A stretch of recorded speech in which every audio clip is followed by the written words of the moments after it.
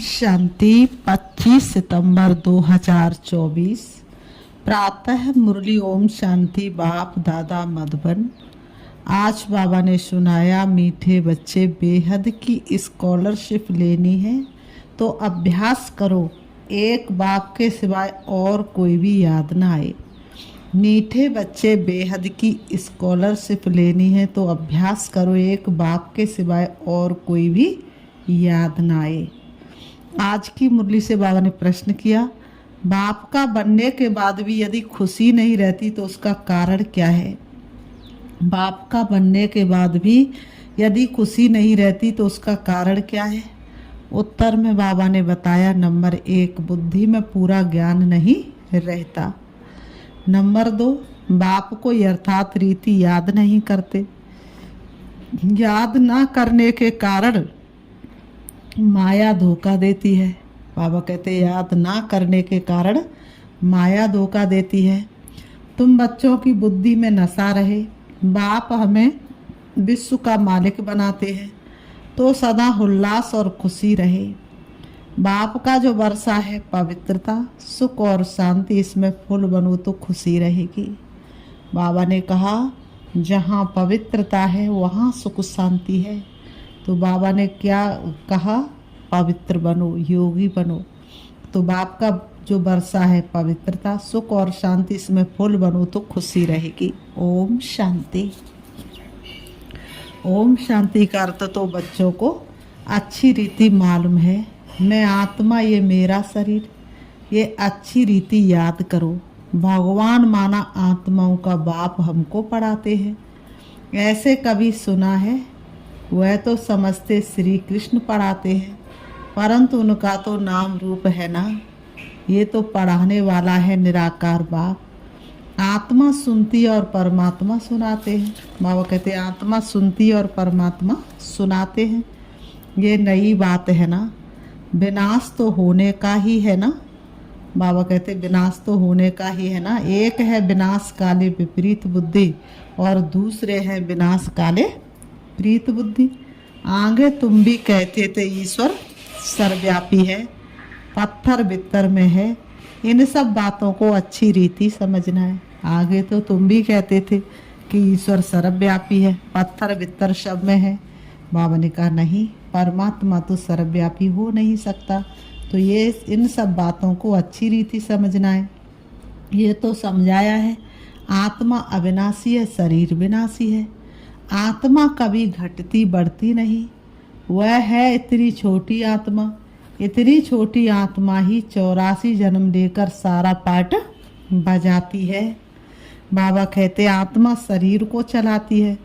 ऊंचे तो ऊंच बाप पढ़ाते हैं तो जरूर मर्तबा भी ऊंच मिलेगा। आत्मा ही पढ़कर मर्तबा पाती है।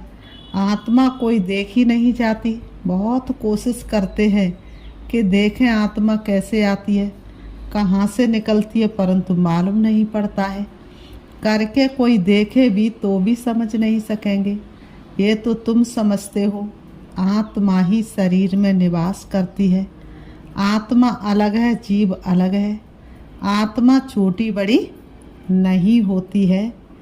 बाबा कहते शरीर भले छोटे बड़े होते हैं लेकिन आत्मा एक जैसी होती है। ना आत्मा किसी की छोटी होती और ना ही बड़ी होती है। बाबा ने कहा जीव छोटे से बड़ा होता है, आत्मा ही पतित और पावन बनती है। आत्मा ही बाप को बुलाती है, हे पतित पावन, हे पतित आत्माओं को पावन बनाने वाले बाबा आओ। बाबा कहते हैं ये भी समझाया है सभी आत्माएं ब्राइडस सीताएं और वह है राम। सब आत्माएं कौन है? सीताएं, सजनी और वो है राम। इसलिए आरती में गाते तुम हो एक अगोचर सबके प्राणपति। वास्तव में वो प्राणों के पति है। तो बाबा ने कहा वह है राम, ब्राइड ग्रूम एक। वो लोग फिर सभी को ब्राइड ग्रूम कह देते हैं। बाबा कहते हैं अब ब्राइड ग्रूम सब में प्रवेश करे, ये तो हो नहीं सकता है। अब भगवान सब में प्रवेश करे, ये तो हो नहीं सकता है। वो तो परम धाम का रहने वाला है, धर्म गिलानी के समय पर आता है। और एक ही रथ मुकर्रर है ब्रह्मा का तन। ब्रह्मा के तन में आकर के गीता का सत्य ज्ञान सुनाते हैं। तो बाबा कहते ये तो हो नहीं सकता, यह बुद्धि में उल्टा ज्ञान होने के कारण ही नीचे गिरते आए हैं, क्योंकि बहुत गिलानी करते हैं, पाप करते हैं, डिफेम करते हैं, बाप की भी बहुत भारी निंदा की है।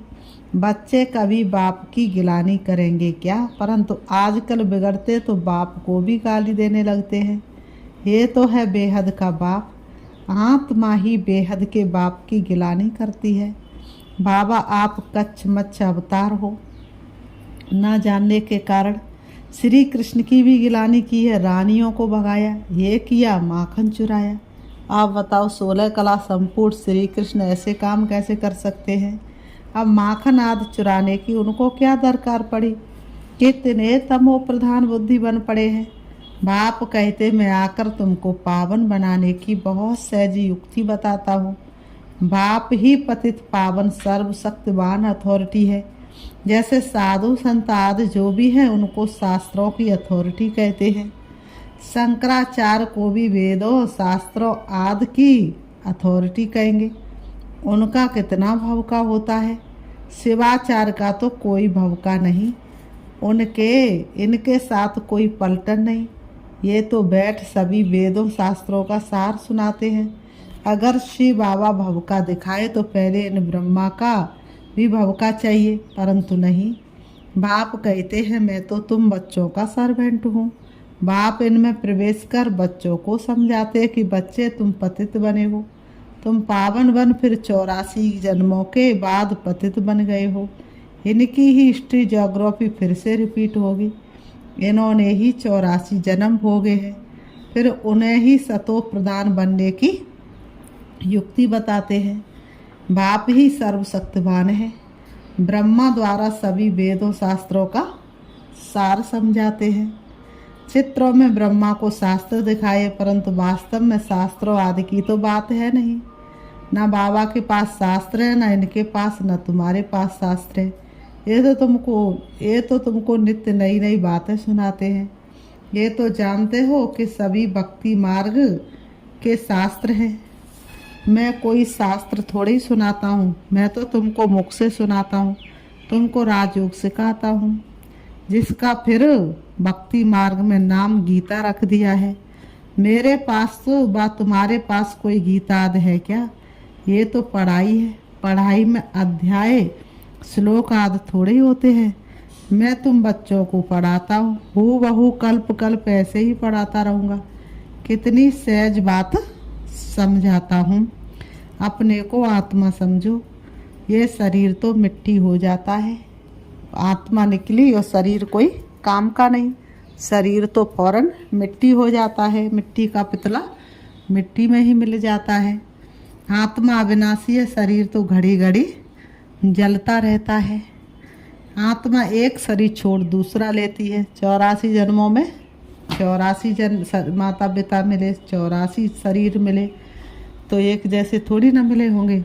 बाप कहते मैं तो एक ही बार आता हूँ। शिवरात्रि मनाते भी हैं, वास्तव में होना चाहिए शिव जयंती, परंतु कहने से माता के गर्भ से जन्म हो जाता है, इसलिए शिवरात्रि कह देते हैं। बाबा ने कहा द्वापर कलयुग की रात्रि में मेरे को ढूंढते हैं। कब कब ढूंढते हैं, द्वापर युग से ढूंढना शुरू करते हैं। थोड़ी सी रात शुरू होती तब से ही भगवान को ढूंढना शुरू कर देते, क्योंकि दुख शुरू हो जाता है ना। तो बाबा कहते हैं सर्वव्यापी है, तो तेरे में भी है ना, फिर धक्के क्यों खाते हो। एकदम जैसे देवता से आसुरी संप्रदाय के बन जाते हैं। देवताएं कभी शराब पीते हैं क्या, वही आत्मा फिर गिरी है तो शराबाद पीने लग पड़ी है। बाप कहते अब इस पुरानी दुनिया का विनाश भी जरूर होना है। पुरानी दुनिया में है अनेक धर्म, नई दुनिया में है एक धर्म।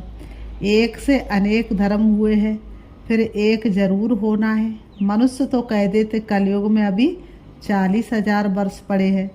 इसको कहा जाता घोर अंधियारा। बाबा कहते इसको घोर अंधियारा कहा जाएगा ना, जो 40,000 वर्ष कहते। 40,000 वर्ष की तो किसी को बात याद भी ना आ सके। बाबा ने कहा ज्ञान सूर प्रकटा अज्ञान अधेर विनाश। मनुष्यों में बहुत अज्ञान है। बाप ज्ञान सूर ज्ञान सागर आते हैं, तो तुम्हारा भक्ति मार्ग का ज्ञान मिट जाता है। तुम बाप को याद करते करते पवित्र बन जाते हो।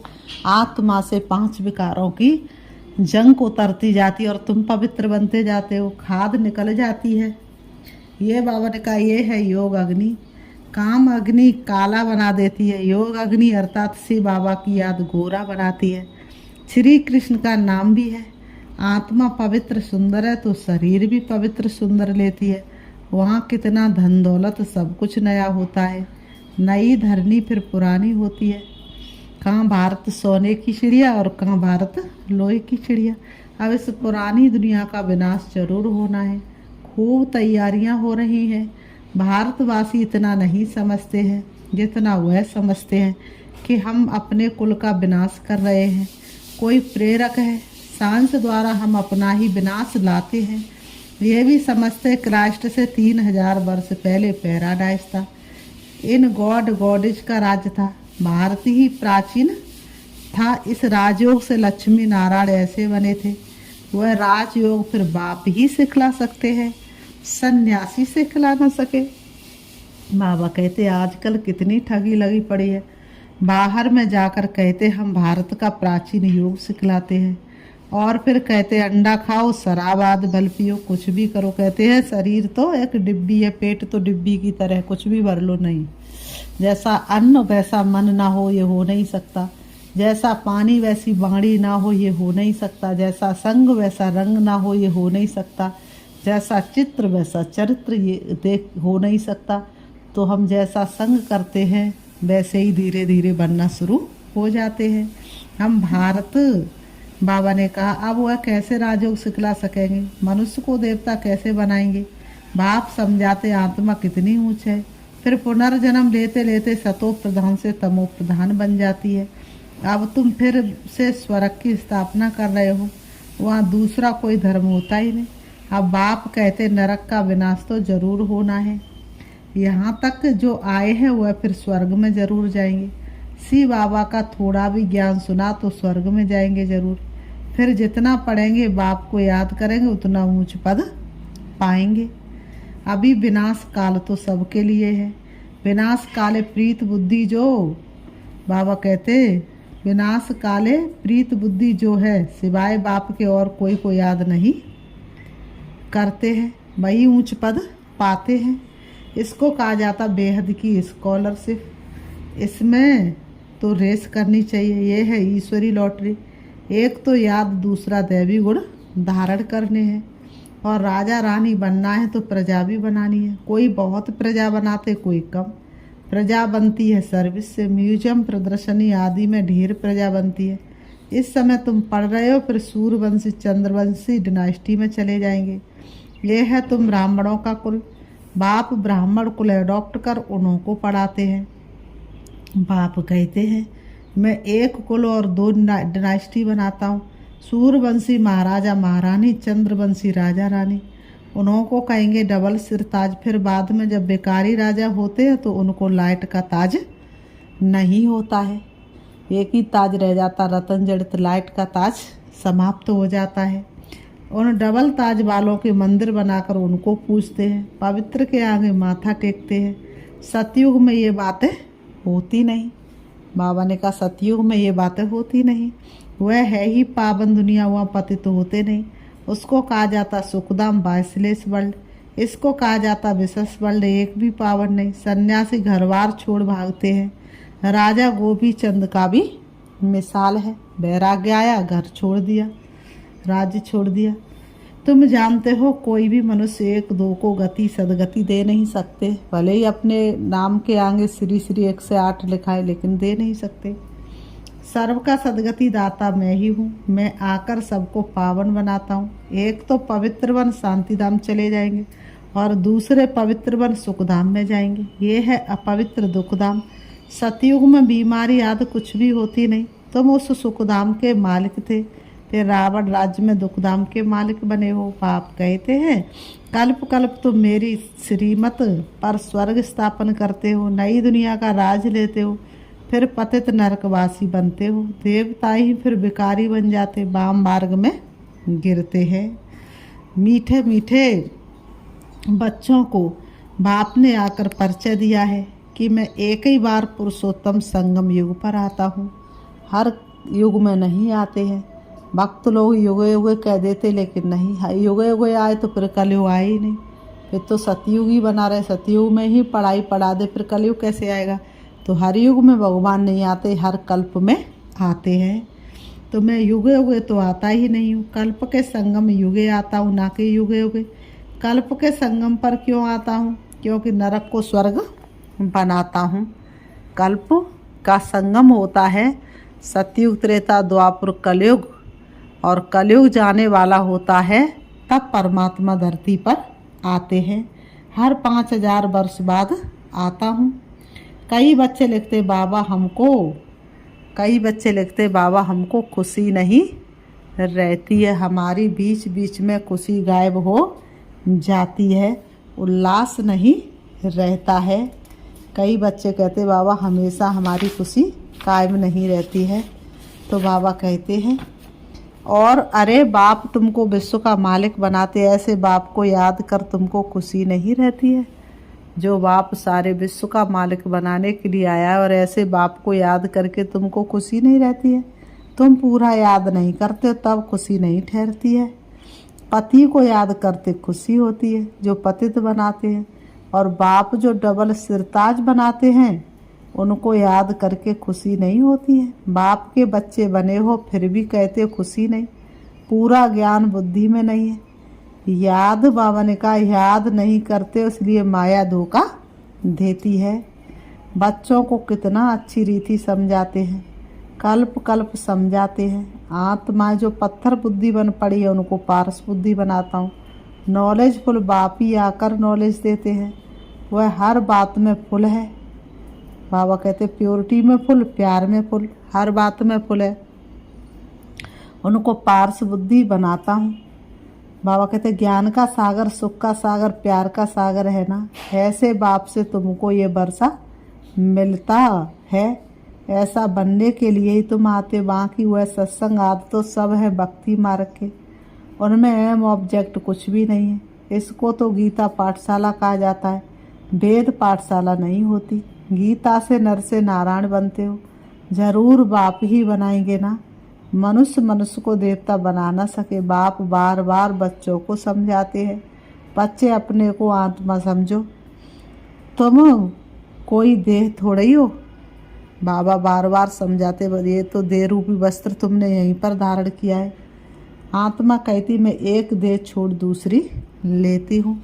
फिर बाबा कहते अच्छा मीठे मीठे सीखी लते बच्चों प्रति माता पिता बाप दादा का याद प्यार, और गुड मॉर्निंग रूहानी बाप की। रूहानी बच्चों को नमस्ते। हम रूहानी बच्चों की रूहानी बाप दादा को याद प्यार और नमस्ते नमस्ते नमस्ते नमस्ते। धारणा के लिए मुख्य सार नंबर 1, जैसे शिव बाबा का कोई भवका नहीं, सर्वेंट बन बच्चों को पढ़ाने के लिए आए हैं। ऐसे बाप समान अथॉरिटी होते हुए भी निरंकारी रहना है। पावन बनकर पावन बनाने की सेवा करनी है। जैसे शिव बाबा का कोई भवका नहीं, सर्वेंट बन बच्चों को पढ़ाने के लिए आए हैं। ऐसे बाप समान अथॉरिटी होते हुए भी निरंकारी रहना है। पावन बनकर पावन बनाने की सेवा करनी है। नंबर 2, विनाश काल के समय ईश्वरी लॉटरी लेने के लिए प्रीत बुद्धि बन याद में रहने व दैवी गुणों को धारण करने की रेस करनी है। इस समय क्या चल रहा है? विनाश काल चल रहा है, तो विनाश काल के समय क्या करना है? इस समय ईश्वरी लॉटरी भी सामने है। तो बाबा ने कहा प्रीत बुद्धि बन याद में रहने व दैवी गुणों को धारण करने की रेस करनी है। वरदान है आज की मुरली से बाबा ने वरदान दिया, शुद्ध संकल्पों के ग्राहक द्वारा सेफ्टी का अनुभव करने और कराने वाले शक्तिशाली आत्मा भाव। शुद्ध संकल्पों के ग्राहक द्वारा सेफ्टी का अनुभव करने और कराने वाले शक्तिशाली आत्मा भाव। स्पष्टीकरण है, शक्तिशाली आत्मा वह है जो दृढ़ता की शक्ति द्वारा सेकंड से भी कम समय में व्यर्थ को समाप्त कर दे। बाबा कहते शुद्ध संकल्प की शक्ति को पहचानो। एक शुद्ध व शक्तिशाली संकल्प बहुत कमाल कर सकता है। सिर्फ कोई भी दृढ़ संकल्प करो तो दृढ़ता सफलता को लाएगी। सबके लिए शुद्ध संकल्पों का बंधन घिराव ऐसा बांधो जो कोई थोड़ा कमज़ोर भी हो उनके लिए भी ये घिराव एक छत्र छाया बन जाए। बाबा कहते कोई कमज़ोर भी हो उनके लिए भी ये घिराव एक छत्र छाया बन जाए, सेफ्टी का साधन व किला बन जाए। इसलिए दिल से देते चलो दुआएं और सबका भला हो, सब सुख पाएं। दिल की दुआओं में बड़ा ही असर है। दिल की दुआएं जैसे होती है अमर है। तो वास्तव में दिल से जो दुआएं देता है उसकी दुआ लगती है। स्लोगन, सबसे श्रेष्ठ भाग्य उनका है जिन्हें डायरेक्ट भगवान द्वारा पालना पढ़ाई और श्रेष्ठ जीवन की श्रीमत मिलती है। सबसे श्रेष्ठ भाग्य उनका है जिन्हें डायरेक्ट भगवान द्वारा पालना पढ़ाई और श्रेष्ठ जीवन की श्रीमत मिलती है। अच्छा, ओम शांति। अभी हम 1 मिनट बाबा को एक छोटे से गीत के माध्यम से याद करते हैं। कदम कदम पर मदद तुम्हारी ये एहसास दिलाती है।